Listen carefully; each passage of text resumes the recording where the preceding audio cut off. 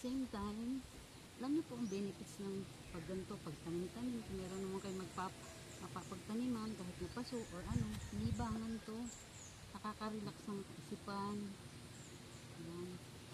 Nagiging magandang exercise at the same time. So ayan, aking tinatanim today is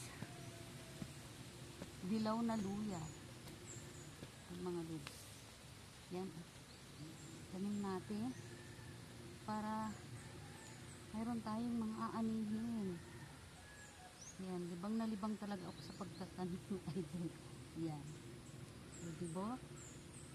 Kapag tanim ka ng 10 luyang dilaw, pag ito ay talaga ng mga lumaman na, ay napakarami na hunang magagamit natin. So, ano, hilera lang natin dito. Talaga namang soon, ay pinabangan naman natin. Yan eh. Ganyan lang naman. Ilagay nyo lang sa lupa, sa tubo yan. Ngayon ay medyo mainit, so kailangan ay paminsan-minsang hilig. No? Kapag maulan naman, naku, mau-over naman sila sa tubig. Kaya, dito sa amin ganun yung season. Pag mainit, mainit. Pag maulan, maulan. Yan, maganda ang lupa dito. Kaya, decided na dito makapagtanim.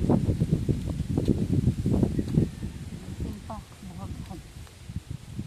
Mataba, mayroong ano, mayroong pang bulate.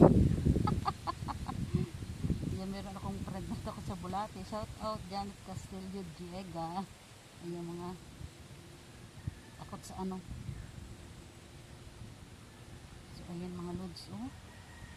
Ilang puno na rin. Magtataka kayo kasi sabihin niyo sa akin is baka tinanim ko ay puno na, pwede namang yung pinakalaman niya ano.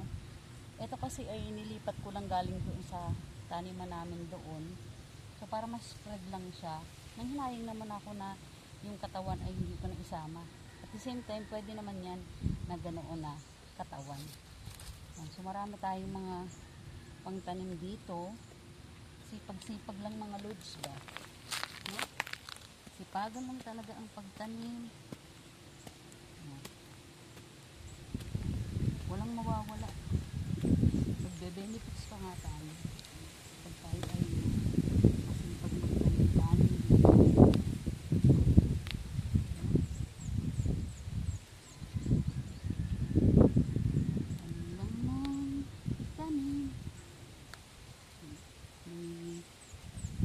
daily life here yan na Quezon Province.